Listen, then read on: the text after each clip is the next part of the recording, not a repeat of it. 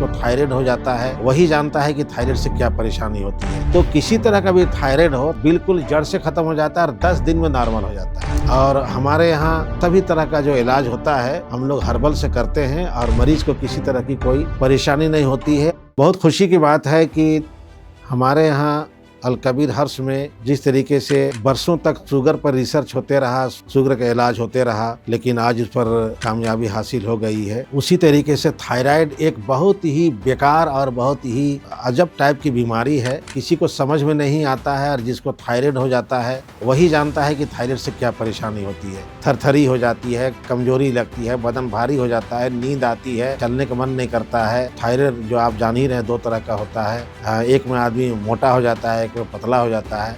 तो किसी तरह का भी थायराइड हो बिल्कुल जड़ से खत्म हो जाता है और 10 दिन में नॉर्मल हो जाता है। थायराइड 10 दिन में नॉर्मल हो जाता है। आप दवा खाइए हर्बल का और परमानेंट आप प्योर हो जाइए और हमेशा के लिए आप तंदुरुस्त और स्वस्थ हो जाइए।